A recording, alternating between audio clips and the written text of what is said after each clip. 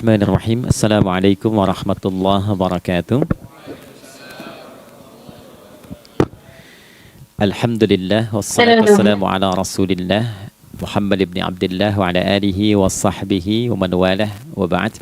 Faya ibadallah usi nafsi wa iyyakum bitaqwallah faqad fazal muttaqun fala tamutunna illa wa antum muslimun. Faqala ta'ala ya ayyuhalladzina amanu taqullaha haqqa tuqatih wa la tamutunna illa wa antum muslimun. Keluargaku sekalian yang terhimpun di dalam Pertagas, Pertamina Gas, kita mengawali dengan bermohon kepada Allah semoga siapapun yang berada di ruangan ini atau terhubung dalam kajian ini, semoga senantiasa dijaga, diberkahi dan dilindungi dalam kebaikan oleh Allah Subhanahu wa taala.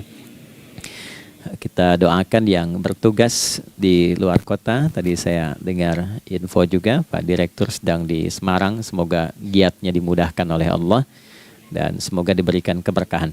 Ada satu bagian yang penting amanat Nabi di hadis Muslim pada satu sifat kepemimpinan. Bahwa di antara sifat pemimpin dan yang dipimpin itu harus selalu membangun kekompakan dengan nilai cinta dan doa.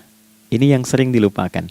Nabi pernah menyampaikan dan penyampaian ini, hadis ini didokumentasikan oleh Imam Muslim dalam satu kalimat yang singkat, padat tapi mengikat. Khiyaru a'immatikum man tuhibbunahu wa yuhibbunakum. Pemimpin yang baik itu adalah pemimpin yang kalian mencintainya dan ia pun mencintai kalian. Nah, membangun cinta itu salah satu jembatannya dengan doa.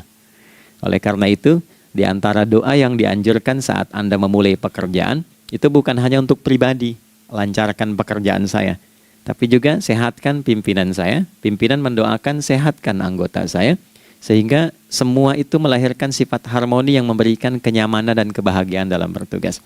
Nah, izinkan saya mengawali dengan itu dulu, karena itu di antara sunnah yang seringkali terlupakan. Sehingga bekerja itu lebih banyak dilakukan dengan tekanan menyelesaikan tugas dibandingkan dengan rasa cinta untuk bisa memberikan nilai ibadah di dalamnya. Yang kedua, semoga sholat kita diterima oleh Allah Subhanahu wa taala. Nah, yang kedua ini tidak cukup dengan amin. Kita harus tahu dulu standar penerimaan itu seperti apa. Dan yang kedua, kenapa harus sholat? Ini poin pokoknya. Mengapa sih umat Islam itu cukup hanya misalnya dengan bersyahadat saja dipandang sudah berislam, lalu berbuat baik? Kenapa mesti ada sholat? Kenapa bahkan yang pokok sampai 5 waktunya? Dan jumlah rakaatnya pun diatur sedemikian rupa sampai teknisnya pun dijelaskan dengan rinci. Saking rincinya, bila ada yang menyimpang dari rincian itu, maka dianggap sholatnya tidak sah dan mesti diulang.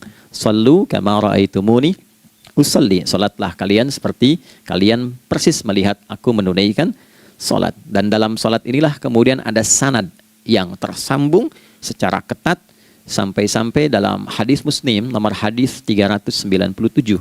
Demikian di Al-Bukhari juga diabadikan di nomor hadis 757 oleh sahabat Abu Hurairah. Sanadnya tersambung kepada Khalad bin Rafi Az-Zuraiqi, seorang yang sholat di samping Nabi tapi bermasalah sholatnya. Lalu Nabi meminta beliau untuk mengulangi sholatnya. Sampai 3 kali peristiwa itu hingga beliau berkata, ya Rasulullah au kama qala alimni ma uhsinu ghairah. Ya Rasulullah, tolong ajarkan kepadaku karena aku tak punya pengetahuan lebih dibandingkan dari apa yang telah aku kerjakan. Nah, dari dasar ini melahirkan satu pertanyaan kritis ya, dan juga perlu argumentasi yang kuat secara syariah mengapa kita menunaikan ibadah salat. Baik teman-teman sekalian, karena waktu kita sangat padat ya, kita manfaatkan sebaik-baiknya. Saya mohon izin kajian kita akan lebih fokus kepada inti materi sehingga manfaatnya lebih banyak kita dapatkan. Salat satu-satunya amalan di dalam Islam yang mencakup 4 bagian pokok dalam beragama. Jadi ketika seseorang menetapkan dirinya beragama dan ciri satu nilai agama itu bernilai benar, ya, dalam nanti kalau kita mau komparasikan atau kita riset, itu ciri pokoknya ada 4. Satu, ada aspek namanya aspek keyakinan, ya, tauhid atau akidah. Nggak mungkin kan beragama kalau nggak yakin, Ya, karena itu pasal 29 ayat kedua itu mengandung nilai keyakinan. Negara menjamin kemerdekaan tiap-tiap penduduk untuk memeluk agamanya masing-masing dan beribadah menurut agama dan kepercayaannya itu. Ya, jadi nggak mungkin kita bisa menghasilkan nilai kepercayaan dan ibadah kalau tidak ada unsur keyakinan. Atau bahasa kitanya disebut dengan iman. Ya, iman itu nanti juga dipaku dalam setiap nilai kebangsaan di konteks Negara Kesatuan Republik Indonesia. Ini yang paling membahagiakan. Jadi mau jadi pegawai apapun itu syarat, ya, salah satu syarat yang melekatnya beriman dan bertakwa kepada Tuhan Yang Maha Esa, gitu kan? Ya, kemarin saya di BPK itu ada 11 bab Romawi, 40 pasal. Ya, di bab yang keempat pasal 13 tentang pemberhentian dan pengangkatan itu ada 11 poin A sampai K. Di poin B yang keduanya syarat menjadi bagian dari anggota BPK itu beriman dan bertakwa kepada Tuhan Yang Maha Esa. Baik, di Undang-Undang Pendidikan Sisdiknas nomor 20 tahun 2003 itu kalau kita baca dari poin menimbang ada 4, di poin B-nya saja sudah ada iman. Ya, Undang-Undang Dasar 1945 mengamanatkan pemerintah mengusahakan satu sistem pendidikan ya nasional yang meningkatkan keimanan dan ketakwaan pada Tuhan Yang Maha Esa serta akhlak mulia, baru mencerdaskan kehidupan bangsa. Ya, secara singkat, satu, agama dianggap benar kalau ada doktrin keimanan, ada akidah, ada tauhidnya. Yang kedua, ada ibadahnya. Ya, sebagai pembuktian kita beriman, buktinya apa? Ya kan? Saya beriman kepada Tuhan, kita tetapkan, misalnya Allah. Apa pembuktian keberimanan kita kepada Allah? Ya, kan pembuktiannya itu mesti diwujudkan dalam bentuk sikap. Sikap itulah yang disebut dengan ibadah. Nah, konsepsi ini ada di Quran surah ke-20 Thaha di ayat ke-14. Innani anallahu la ilaha illa ana fa'budini. Ya, sungguh aku tegaskan bahwa akulah Allah, satu-satunya Tuhan yang layak dipertuhankan dan disembah. Ketika Anda mempertuhankan aku, fa'budni, maka buktikan kebertuhananmu kepadaku dengan menyembahku. Karena itu namanya Allah punya dua arti. Satu yang dipertuhankan, kan? Ilahun wahid. Yang kedua yang disembah. Ya, jadi yang dipertuhankan dan disembah. Oke. 3. Yang ketiga harus punya unsur praktikal atau implementatif dalam interaksi kehidupan. Ya, jadi bukan cuma nyembah Tuhan, bimbingan kehidupannya apa? Implementasi dari ibadah itu. Ya, ciri umat beragama itu kan bukan hanya sekedar saya yakin, beriman, saya ibadah. Terus bukti ibadah itu dibawa dalam berinteraksi hariannya seperti apa wujudnya. Ya, makanya ketika dulu orang itu jujur, orang itu bangga dengan kejujurannya bukan sebagai orang jujur, tapi sebagai muslim. Jadi ketika ditanya, kenapa Anda jujur? Karena saya muslim. Ketika ada seorang penggembala di Sahara yang sangat gersang, diuji oleh Umar bin Khattab, ingin diambil kambingnya, kan kisahnya viral kan? Baik ya? Oh, tapi ini bukan punya saya. Bilang aja pada tuan Anda, kalau kambingnya hilang satu dimakan serigala. Lantas di mana Allah? Jawaban itu yang menggetarkan kepada jiwa. Jadi kebenaran yang diungkap dengan sikap kejujuran itu implementasi nilai beragama. Nah, jadi praktek ibadah ada di muamalah. Oke, satu akidah. Akidah dibuktikan lewat ibadah, ibadah diimplementasikan dalam muamalah. Itulah sebabnya nanti seluruh bagian tubuh kita ketika digunakan untuk bersifat dan bersikap, itu ada tuntunan iman di dalamnya. Oke? Misal, saya tanya begini ya, ini mukadimah ya, kita belum mulai nih. Saya tanya gini, apa fungsi mata? Tuh kan, sudah keliru kan? Nah, kalau hanya melihat, hewan juga melihat. Ya? Coba kambing melihat, ya kan? Elang melihat. Lalu apa bedanya fungsi mata kita dengan mata hewan? Ternyata ketika kita meriset ayat-ayat Al-Quran terkait dengan fungsi tubuh kita, itu rata-rata dibuka dengan iman dulu. Quran surah 24, surah Cahaya, ayat 30 untuk laki-laki, 31 untuk perempuan. Qul lil mu'minin. Ya Muhammad katakan, viralkan pada pria-pria yang menyatakan dirinya telah beriman. Yaghuddu min absarihim, gunakan pandangannya itu yang dibimbing oleh imannya untuk melihat yang baik saja menurut standar imannya. Jadi kalau menurut imannya tak baik, nggak boleh dilihat. Karena itu ketika Anda sudah mengatakan asyhadu an la ilaha illallah, asyhadu anna Muhammadar Rasulullah, kalimat itu dari lisan turun ke hati, itu jadi cahaya ke bagian tubuh kita. Makanya ketika Anda melihat, itu ada cara pandang tertentu yang dibimbing iman, standarnya beda dengan tanpa iman. Kalau nggak ada iman, semua mungkin terlihat. Tapi ketika ada iman, hati kecil Anda akan bicara, ini nggak baik. Palingkan. Nah, memalingkan dari yang tak baik menurut iman, itu namanya ghaddul basar. Oke, perempuan juga begitu, setara. Wa kullil mu'minati yaghdudna min absarihinna. Dan katakan pada setiap perempuan yang menyatakan dia beriman, maka gunakan pandangan itu dengan bimbingan imannya. Ketika tak baik menurut imannya, palingkan. Ya, Anda lihat kajian di YouTube, terus ada iklan kan? Nah, terus menurut standar iman nggak bagus, itu otomatis akan nggak suka itu. Ya, pasti dipalingkan. Ya.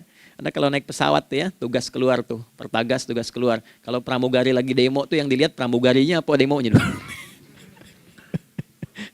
Nah, iman itu akan bekerja di situ tuh. Ya, palingkan tuh. Nah, sama dari mata turun ke, jangan langsung ke hati aja, ke lisan dulu kan. Ya, ke mulut kan. Itu mulut tuh ketika digunakan fungsinya, imannya disebut dulu. Ya, Quran surah 49 ayat 11 misalnya, ya ayyuhalladzina amanu, imannya dulu, la yaskhar qaumin qaum. Ayat 12-nya la yaghtab ba'dukum ba'dha. Hai orang-orang yang telah menyatakan beriman. Kalau pakai alladzina disebutkan 1080 kali dalam Al-Qur'an, itu kalimatnya diksinya singkat, padat, mencakup semua tanpa sekat. Oke, jadi kalau laki-laki, perempuan, tua, muda, besar, kecil, beda strata, duniawi, itu semua tercakup di dalamnya. Hei semua yang telah menyatakan beriman, gunakan imanmu untuk membimbing lisanmu bertutur. Kalau masih merasa punya iman, jangan gunakan lisan untuk mencela, merendahkan orang. Untuk bergibah, membuat hoax. Didetilkan oleh Nabi, kalimatnya jelas. Man kana yu'minu billahi wal yaumil akhir, falyakul khaira aw liyasmut. Siapapun. Nah, dari alladzina ketika dirinci pakai man. Ya, man itu bentuk tunggal, ya, personal, tapi maknanya general. Jadi kalau Anda, saya, kita baca ayat atau hadis ada man, posisikan Nabi sedang bicara ke kita. Ya, hei Adi Hidayat, posisikan Nabi bilang gitu tuh. Kalau engkau merasa beriman sama Allah dan yakin dihisab di hari kiamat, jaga lisanmu. Katakan yang baik dengan bimbingan imanmu, tak mampu engkau diam. Jadi cukuplah suami istri itu menggunakan satu hadis ini, pasti sakinah itu muncul dalam kehidupan rumah tangganya. Ya, itulah sebabnya kenapa sakinah didahulukan dibanding mawaddah. Hati-hati ya, Mbak, walaupun namanya sakinah nggak ada ini nggak akan datang tuh ketenangan tuh. Ya, ada yang tahu nggak rahasianya? Kenapa sakinah duluan dibanding mawaddah? Ya, 5 juta. Ya, waktu habis karena padat sekali. Maddah jamaknya mawaddah, rasa kasih yang tumbuh dari pemberian materi. Jadi kalau rumah tangga itu ingin cenderung pada kebahagiaan, boleh berbagi dengan materi. Ya, istri cemberut, ya Anda datang dengan senyuman, sayang, kenapa? Ya, ini emas 2 kilo, ya. Nah itu pasti sehat lagi tuh. Ya, itu mawaddah.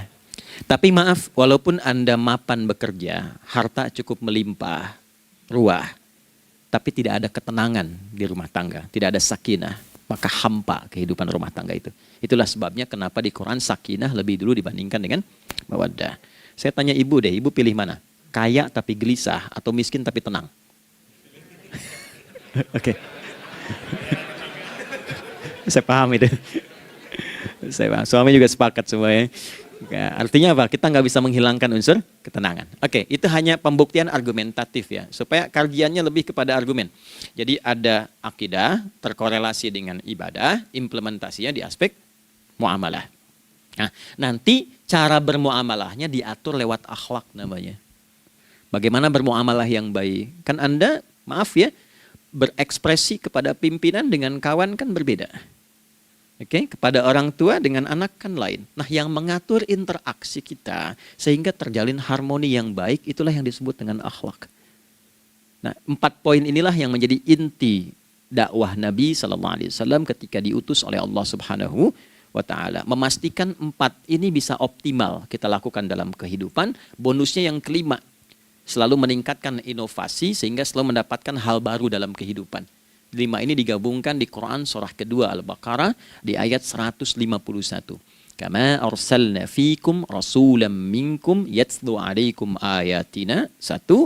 Oke, wa yuzakkikum. 2. Akhlak. Wa yuallimukumul kitaba. 3. Wal hikmah. 4. 5. Wa yuallimukum ma lam takunu ta'lamun. Kelima-limanya ini digambarkanlah dalam bentuk ibadah yang melatih kita sebagai pondasi awal menuju dan memantapkan 5 hal ini, yaitu sholat. Itulah sebabnya kenapa sholat yang pokok dilakukan 5 waktu dalam sehari untuk mewujudkan 5 hal ini dalam kehidupan, dan satu-satunya ibadah yang mengumpulkan 5 aspek ini dalam prakteknya hanya sholat. Hanya sholat. Oke, mari kita detilkan, kita rinci, dan di sini kita akan mulai kajian kita. Yang tadi mukadimah ya. Baik, kita punya 30 menit. Wah, padat sekali. Bismillahirrahmanirrahim. 1. Salat adalah perwujudan iman seorang hamba. Karena itulah kalimat salat pertama kali disebutkan dalam Al-Quran, itu letaknya setelah kalimat iman. Al-Baqarah ayat 3. Alladzina yu'minuna bil ghaibi wa yuqimunas shalah. Orang-orang yang telah menyatakan beriman dan konsisten menjaga imannya. Beda alladzina amanu dengan yu'minun. Amanu telah beriman. Tapi kalau dia komitmen dan konsisten terus menjaga imannya sampai saat dia berpulang pada Tuhannya, maka berubah nanti bentuknya kalau di bahasa Arab jadi mudhari'. Kalau di bahasa Inggris kan tuh punya 3 arti. Present, continuous, and future. Jadi kalaupun sekarang terus berlangsung sampai masa depan pun saya tetap akan beriman. Nah, pembuktian untuk menjaga iman itu pembuktian utamanya pada sholat. Itulah sebabnya satu-satunya amal ibadah dari rukun Islam yang 5 itu, ya, satu-satunya amal ibadah yang disebut iman dalam Al-Quran hanya sholat. Teman-teman boleh buka Quran surah kedua Al-Baqarah di ayat 143. Ya, di pertengahan ke ujung ayatnya. Saya percepat. Wa ma kana Allahu liyudhi'a imanakum. Dan Allah nggak akan pernah menyia-nyiakan salat seseorang yang dikerjakan karena imannya. Ayat ini turun, ketika ada terjadi pergantian arah kiblat. Dari yang tadinya semula ke Masjidil Aqsa, lalu berputar 180 derajat, beralih ke Masjidil Haram. Nabi sedang berada di luar Madinah. Madinah tempo dulu, wilayahnya nggak seluas cakupan sekarang. Oke, kalau diilustrasikan, area sekitaran Masjid Nabawi sekarang itulah Madinah lah. Di luar itu sudah di luarnya. Nah, Nabi sedang sholat, riwayatnya banyak menyebutkan, ada yang mengatakan zuhur, ada asar, ada maghrib. Di pertengahan itu turunlah Al-Baqarah ayat 144. Qad nara taqalluba wajhika fis sama' falanuwalliyannaka qiblatan tardaha fawalli wajhaka syatral masjidil haram. Maka berputarlah dengan turunnya ayat ini 180 derajat menghadap ke arah Masjid Al-Haram. Problemnya adalah ketika Nabi dan pengiring beliau kembali ke Madinah, area Masjid Nabawi, kan nggak semua masyarakat ikut. Maka virallah informasi itu bahwa kiblat telah beralih ke kiblat awal, yaitu Ka'bah Al-Musyarrafah. Maka penduduk panik pada saat itu. Status sholat kami yang tadi dikerjakan bagaimana? Karena sedang nggak bisa diulang, sudah pindah waktu. Maka turunlah kemudian firman Allah yang Al-Baqarah 143 itu, wa ma kana Allahu liyudhi'a imanakum. Karena engkau mengerjakan sholat itu dengan imanmu, maka Allah nggak menyia-nyiakan imanmu itu. Maksudnya apa? Walaupun arah kiblatnya tidak tahu mengarah kepada sisi yang belum berubah, tetap dihitung pahalanya sempurna karena imannya. Nah, ini nanti yang menjadi landasan turunnya Al-Baqarah ayat 115. Walillahil masyriq wal maghrib fa aynama tuwallu fathamma wajhullah. Kalau Anda sedang tugas nanti di lapangan, lalu sulit menemukan arah kiblat. Aplikasi susah karena sinyal nggak masuk misalnya. Oke, kemudian juga matahari agak remang-remang sehingga sulit untuk terlihat patokannya. Maka dengan keyakinan, dengan iman itu, menghadaplah ke arah yang kita yakini, maka berlakulah Al-Baqarah 115. Di saat itu diterima amal ibadah kita sama dengan yang menghadap kiblat dengan dasar imannya. Oke, nah pengertian terbaliknya, mafhum mukhalafahnya, maka Nabi mengatakan, al-farqu bainal mu'min wal kafir tarkus shalah. Beda antara orang yang beriman dengan yang belum beriman adalah pada sholatnya. Jadi kalau ada orang mengatakan sudah beriman dan tidak menunaikan sholat, ini artinya keimanannya belum diakui sepenuhnya oleh Allah Subhanahu wa taala. Jelas ya? Halo, kenapa sedih begini? Maaf saya terlalu cepat nggak? Enggak ya? Baik. Jadi dalam poin ini penting pembedanya di sholat. Itulah sebabnya kenapa dari kecil kan, usia sekian, dari mulai 3 ke arah 7 tahun contohkan. Ya, orang tuanya sholat bentangkan sejadah. Kalau bisa kalau anak sudah mulai suka tuh kasih model sejadah yang anak-anak sukai bentuknya. Ya, dulu ada anak saya senang model mobilan, saya tidak sebutkan supaya tidak endorse gitu ya. Dikasih sejadah dengan pola itu, dia senang tuh ikutin. Kita nggak minta sholat, dia datang sendiri. Ya, nanti setelah mulai 7 tahun kan baru diajarkan dengan baik, diajak ke masjid kalau yang laki-laki. Demikian seterusnya. Ya, mengapa dari awal dituntun seperti itu? Untuk memberikan sebuah penguat bahwa penjagaan iman dimulai dari sejak dini. Ya, tapi di Indonesia saya perhatikan kelasnya sudah advance. Ya, TK sudah manasik gitu. Okay. Itu satu ya. Karena nanti kalau Nabi bilang begitu artinya akan terjadi orang mengatakan beriman tapi tidak sholat. Ya, makanya keras dari awal Nabi katakan bahwa pembeda antara orang yang beriman dengan yang baru klaim beriman itu pada sholatnya. Ya, pada sholatnya. Mengerjakan sholat maka sah status imannya, tidak menunaikan sholat maka bermasalah imannya. Itu poin yang pertama. Yang kedua teman-teman sekalian, ibadah. Kita lanjut ya. Sholat adalah bagian pokok terpenting dari ibadah. Nah, di sini kita akan mulai membuka sedikit rahasia terkait dengan aspek ibadah ini. Teman-teman sekalian, ternyata sholat ini ketika oleh Allah diturunkan dalam Al-Quran, dalam konteks penunaian ibadah, bukan berarti hanya mengkoneksikan atau mengkorelasikan hubungannya dengan iman saja, bukan. Karena saya beriman, saya buktikan ibadah nyembah Allah lewat sholat. Dalilnya Quran surah ke-20 ayat 14. Innani anallah la ilaha illa ana. Aku tegaskan akulah Allah, nggak ada Tuhan yang layak dipertuhankan dan disembah kecuali saya. Fa'budni, kalau Anda telah menyatakan beriman padaku, buktikan keberimananmu dengan menyembah saya dalam ibadah. Bentuknya bagaimana ya Allah? Teruskan ayatnya. Wa aqimis sholata. Tunaikan sholat sebagai bukti ibadah. Itu li dzikri, sebagai zikir kepadaku. Jadi korelasi antara ibadah dengan iman, sudah kita sebutkan dalilnya. Sekarang ibadahnya tersendiri ketika ditunaikan, apa manfaat dari ibadah itu? Mengapa mesti ada 5 waktu? Dan apa turunan manfaatnya dalam kehidupan kita? Kalau kita mengerjakan itu, dampaknya kepada kehidupan kita apa? Nah, inilah indahnya di dalam Islam, dijelaskan dalilnya, diberikan contohnya, diberikan alasannya, dan yang paling indah, diberikan penjelasan dengan detail tentang manfaat-manfaatnya. Ini tidak ditemukan di dalam konsep keyakinan manapun. Kalau teman-teman boleh mau riset silahkan.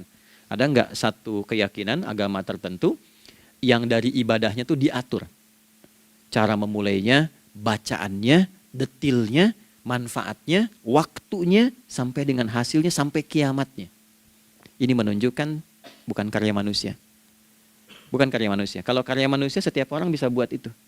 Ya, ketika ini menunjukkan bukan karya manusia, maka pertanyaannya dengan cara apa lagi Allah memberikan pembuktian pada kita bahwa Ia Tuhan yang hak yang harus kita sembah. Nah, kalau sudah paham, mari kita rincikan turunan tentang sholat ini. Kita mulai satu-satu teman-teman sekalian dari waktu sholat. Seperti kita ketahui waktu sholat ada 5. Tapi yang sering kita dapati dari yang 5 ini tidak semua orang mengetahui tentang makna dari nama dan pembagian di waktu ini. Yuk kita mulai rincikan. Sholat yang pertama namanya apa?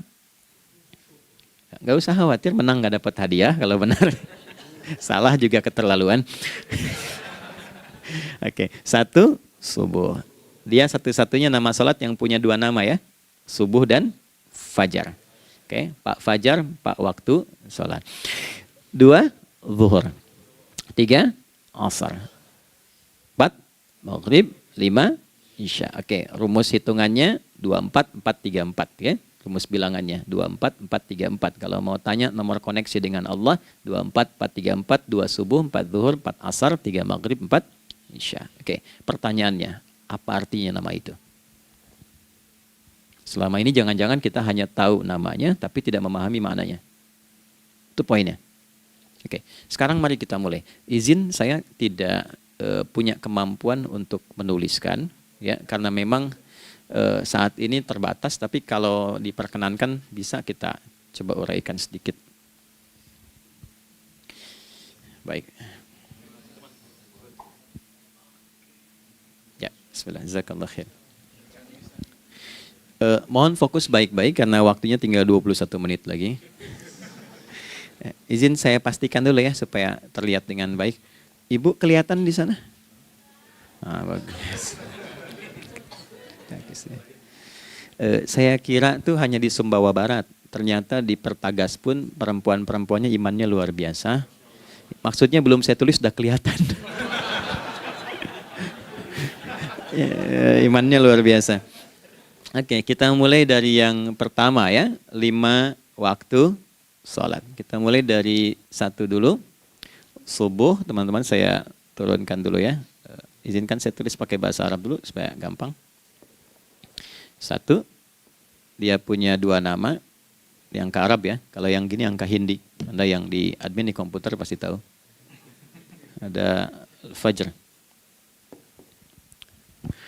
Kata subuh ditemukan di Al-Quran surah ke-81 At-Takwir ayat 18. Kalau keliru tolong diingatkan. Was-subhi idza tanaffas. Quran surah 81 ayat 18. Ya. Enggak usah di ilmu utak-atik ya. Oh ini kenapa 81 kalau dibalik 18? Itu cocok logi. Ya, abaikan aja itu. Ya. Fajar agak banyak di Quran terkait dengan nama salatnya ada di Quran surah ke-17 di ayat 78. Aqimis salata liduluki syamsi ila ghasaqil laili wa Qur'anal fajr. Inna Qur'anal fajri kana masyhuda. Yuk kita mulai ke maknanya dulu. Ingat rumusnya ya. Rumusnya ini selalu begini rumusnya. Aqidah selalu punya korelasi dengan ibadah. Ibadah selalu punya korelasi dengan muamalah, interaksi harian kita. Muamalah hiasannya adalah akhlak. Barulah kemudian di sini muncul inovasi dalam kehidupan, hal yang baru. Hidup ya, yang mengacu pada 2 kebahagiaan yaitu dunia dan akhirat. Ya, konsepsi ini nanti ditemukan di Quran surah ke-2 Al-Baqarah ayat 201 dan menjadi doa paling favorit umat Islam Indonesia saat ini. Rabbana atina fid dunya fil akhirati. Oke, ya cukup. Subuh. Ini rumus dasarnya. Dari akidah, kita beriman, pembuktian imannya lewat ibadah sholat. Apa hubungan sholat dengan aktivitas harian kita? Subuh asalnya terkorelasi dengan kata asbah. Oke? Asbah itu asalnya sesuatu yang sudah siap dengan rencana yang matang. Baik, orang Arab tuh kalau bertanya begini, kaifa asbahta ya akhi? Kaifa asbahti ya ukhti? Bagaimana kabarmu di pagi ini? Itu bukan hanya nanya kabar kesehatan. Beda dengan kaifa haluk, beda. Ya, itu bertanya bagaimana kabarmu hari ini, aktivitasmu bagaimana? Lancar, sudah siap, planning bagus dan sebagainya. Ya, itulah sebabnya ketika Allah bersumpah dengan awal waktu, penandanya adalah planning kegiatan. Ya, was-subhi dan aku bersumpah demi waktu subuh, awal mula untuk berkegiatan, idza tanafas, apabila sudah mulai bergerak. Bersamaan dengan nafas yang keluar itu, maka sudah jelas rencana yang dibuat. Ya, jangankan kita, semua alam itu, semesta itu seluruhnya bukan hanya bertasbih, tapi beraktivitas dalam tasbihnya. Di waktu subuh, matahari sudah mulai bersinar kan? Ya, dan sinarnya mengambil manfaat loh. Mengandung nilai manfaat, memecah keheningan malam dan menghilangkan kegelapannya. Gelap mulai hilang, datang kemudian sinar yang memberikan kita bimbingan untuk beraktivitas. Tumbuhan dimulai waktu itu sudah mengeluarkan oksigen, menyerap karbon dioksida. Saya waktu di Utrecht, di Delft di Belanda, ya, saya coba ingin membuktikan. Kan adzan nggak terdengar keluar ya. Jadi sebelum waktu subuh itu saya keluar, kebetulan flatnya waktu itu dekat area hutan yang agak rimbun, enak gitu, udaranya bagus. Itu sebelum subuh terasa karbon dioksida. Walaupun cuma beda hampir 1 menit. Tapi begitu masuk waktu subuh, keluar kesegaran yang luar biasa. Oksigen yang keluar. Ya, Ini kan nggak mungkin kalau kuasa Allah tuh nggak mungkin terjadi seperti ini kalau bukan kuasa Allah Subhanahu wa taala. Tapi poinnya adalah yang bicara begini Quran. Nah, sekarang yang ingin saya katakan adalah alam semesta dalam konteks seperti matahari, kemudian tumbuhan, binatang, ayam bahkan mulai berkokok punya planning yang teratur. Masa kita makhluk yang dihisab tuh nggak teratur? Nggak punya perencanaan? Maka subuh itu mengajar